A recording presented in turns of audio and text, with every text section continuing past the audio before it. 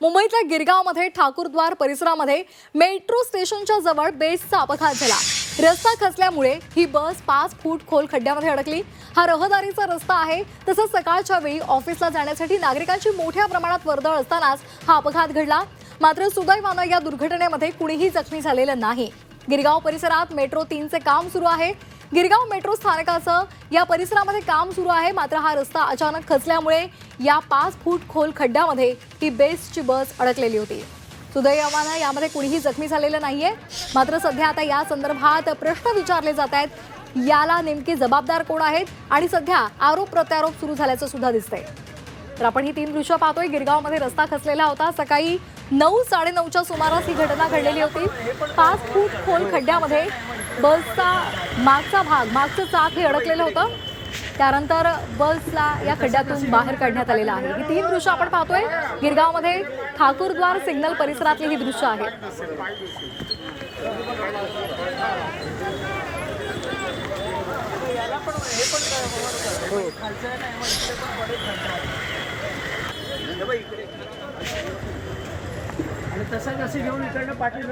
सिमेंटचे रस्ते जे बांधले आहेत, त्या सिमेंटच्या रस्त्यांना जो काही बेस द्यायचा असतो तो बेस पहिला खाली मातीचा मोठा लेअर असतो, त्याच्यानंतर मुरुम आणि त्याच्यानंतर कॉन्क्रीट आणि त्याच्यावरती मग तुमचा मूळ रस्ता।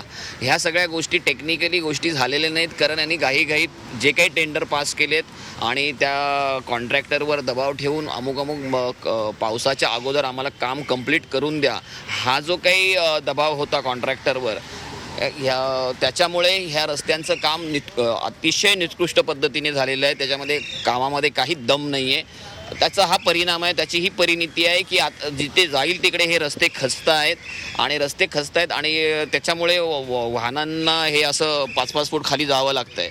सो ह्यात सरकार आणि महानगरपालिका प्रशासन हे सगळं फेल्युअर आहे।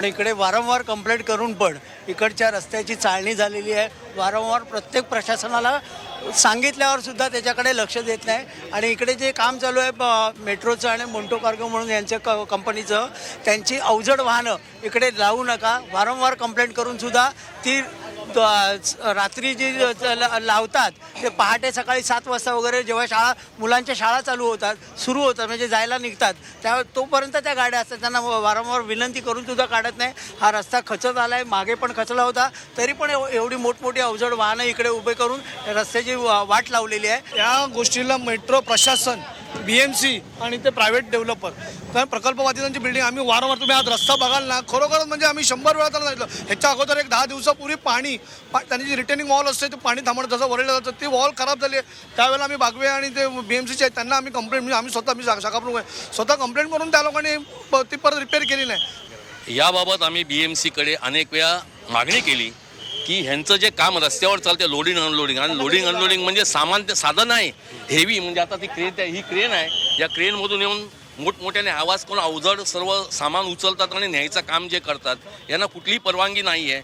पण ना वाहतूक पोलीस, ना रेल्वे, आपले VP रोड पोलीस स्टेशन, ना BMC त्यांना अटकाव करते। केलं तर काहीतरी थातूर कारवाई करतात आणि मला नाही, आम्ही त्यांच्यावर ॲक्शन घेतली म्हणजे हेल्मेट नाही घातलं म्हणून 500 रुपये दंड आणि ही यांना 1200 रुपये दंड। यांनी काय होणार आहे त्यांचं? दररोज लावा म्हणतात, काय फरक नाही पडत आम्हाला। आणि या संदर्भात अधिक माहिती देण्यासाठी आपल्यासोबत जोडले गेलेले आहेत आपले प्रतिनिधी प्रशांत जाधव। प्रशांत, आपण पाहिलेलं आहे आरोप प्रत्यारोप सुरू झालेले आहेत, कंत्राटदारानं काम निकृष्ट दर्जाचं केलंय असाही आरोप आता होऊ लागलेला आहे। नेमकं घडलेलं काय? वारंवार रस्ते खचतायत अशी तक्रार सुद्धा तिथल्या लोकांनी केलेली आहे। बरोबर आहे।